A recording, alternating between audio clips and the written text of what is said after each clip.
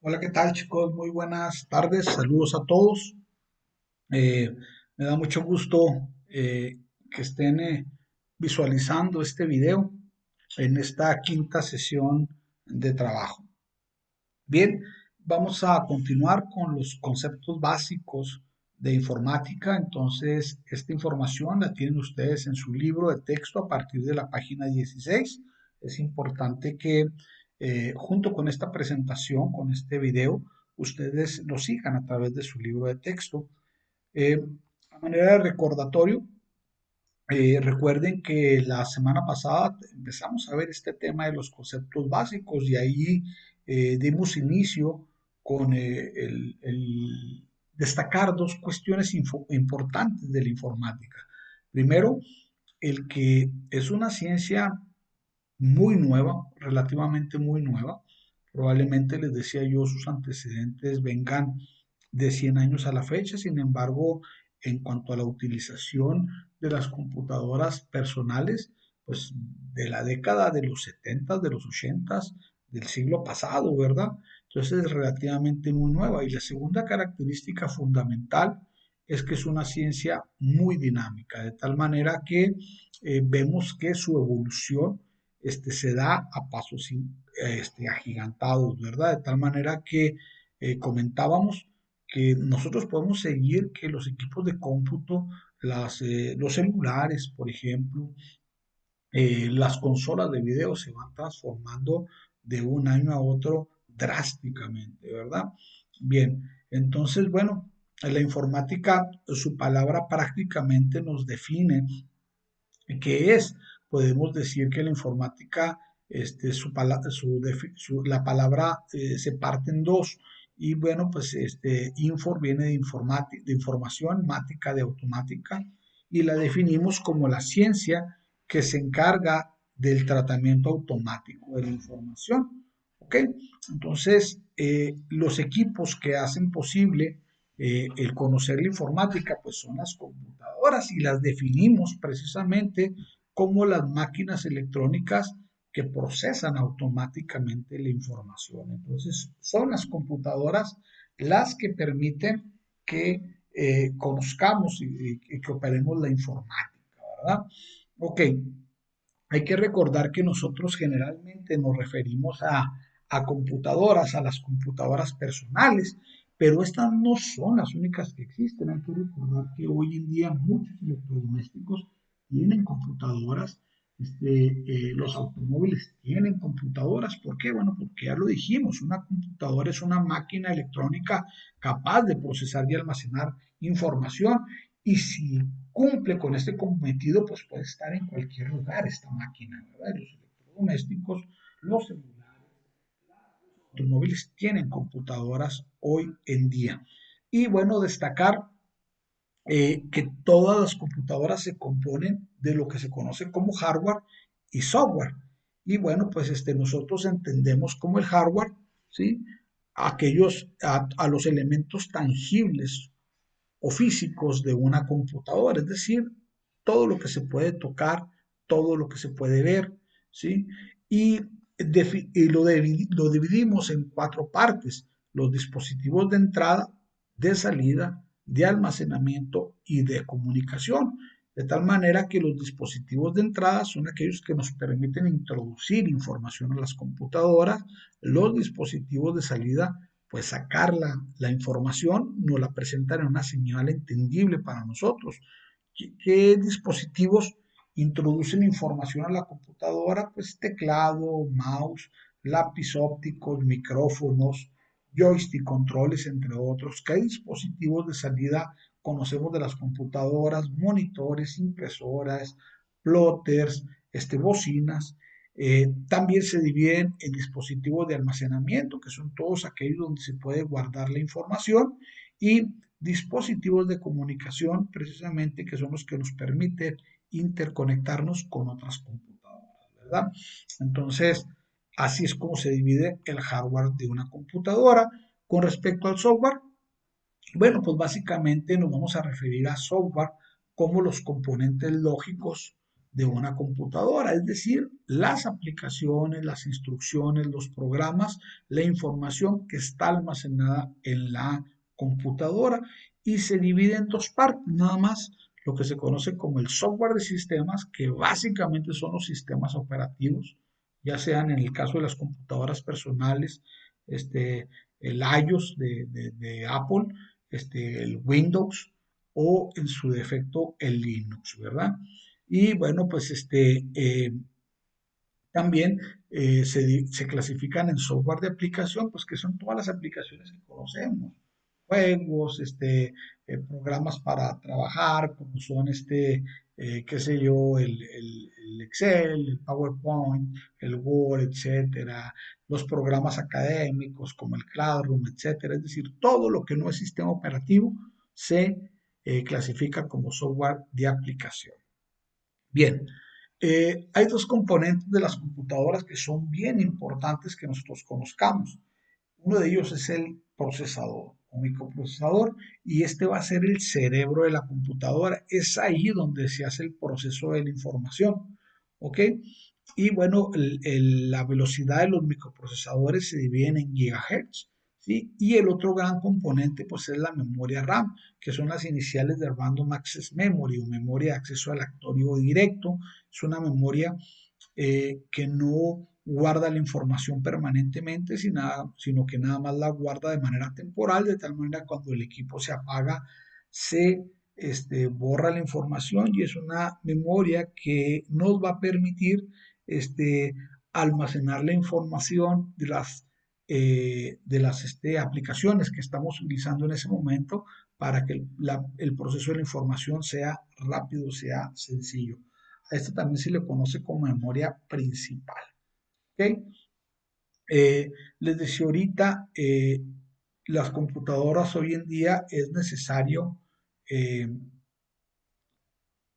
que se conecten entre sí para poder tener acceso al mundo exterior. A esto se le conoce como sistemas informáticos, es decir, computadoras generalmente que están conectadas a otras. Esto se da mucho en el mundo empresarial. Se conectan entre sí para poder compartir información y básicamente pues hacer actividades propias de las empresas, ¿verdad? Y por último, el Internet, ustedes recordarán es un tema que ya habíamos visto en el bloque anterior y lo definíamos como un sistema mundial de computadoras donde las computadoras pues están interconectadas, comparten información.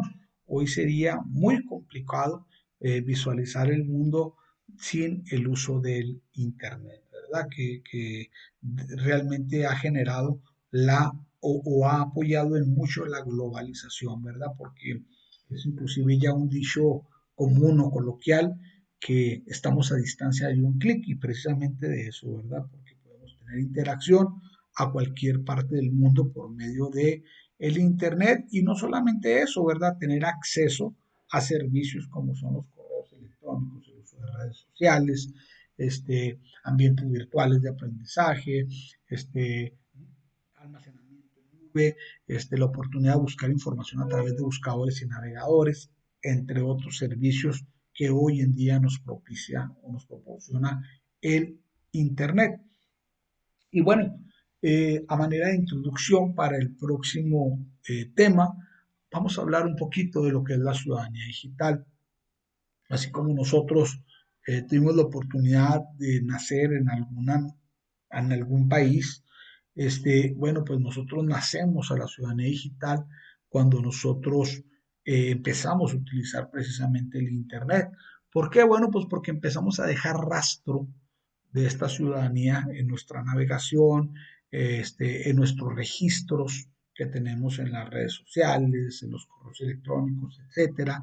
Y si se fijan ustedes en esta definición que les muestro en pantalla, bueno, pues el término de ciudadanía digital es un sinónimo de ciberciudadanía y podemos definirla como el conjunto de derechos, obligaciones y valores que comparten todos los usuarios de la tecnología a través del uso de Internet. Por ello es tan importante, por ello es tan fundamental que podamos nosotros tener conocer esos derechos, esas obligaciones, pero también ese código de ética, ese código valoral o de valores que debemos de seguir para hacer un buen uso precisamente de esa ciudadanía digital. ¿Okay? Con respecto a la actividad de esta semana, jóvenes, con respecto a la actividad de esta semana, vamos a realizar la actividad 2 del bloque 1. Ya sabemos que la fecha siempre va a ser el viernes a las 8 de la noche y es una actividad pues, muy simple, algo larguita pero muy simple. Primero viene esta tabla para completar donde se nos pide que pongamos la definición de lo que son los dispositivos de entrada, del hardware de entrada, de salida, de almacenamiento y de comunicación y dos imágenes de ejemplo de cada uno de ellos. Por ejemplo, pues aquí en la entrada podemos poner un teclado, podemos poner un micrófono. En la salida, bueno, pues también igual definición, también dos dispositivos de salida, como pueden ser una impresora, un monitor, almacenamiento, comunicación. ¿Ok? Entonces, todo pues realmente muy simple. Eh, la segunda parte nos pide que definamos qué es la tarjeta madre o motherboard de una computadora, también dos imágenes de ejemplos de motherboard y el enlace donde consultamos la información. Ya sabemos que no estamos utilizando como fuente de información Wikipedia. Igual hacemos para microprocesador, ponemos definición, dos ejemplos de microprocesadores también y enlace también sin utilizar Wikipedia. ¿Ok? En el punto número 3, de nueva cuenta, tenemos una tabla donde nada más por medio del Internet debemos describir la definición de software de sistema y la definición de software de aplicación. En el punto número 4, el punto número 4 está bastante interesante. Vamos a entrar a dos tiendas en línea para bajar anuncios publicitarios de computadoras de escritorio y dos más para eh, computadoras laptop. Entonces, bueno, vamos a ver en qué consiste la actividad. Eh, un ejemplo, aquí dice pega los anuncios publicitarios de las computadoras de escritorio. Entonces vamos a pensar que yo entré a Best Buy y entré a Office Depot, entonces bajo un anuncio publicitario, lo pego aquí, bajo el otro anuncio publicitario, lo pego aquí. Ya tengo mis dos avisos. ¿Qué me da generalmente el aviso publicitario de una tienda? Pues me da la fotografía de la computadora, las características del microprocesador, del teclado, del monitor, generalmente eso del disco duro, el precio.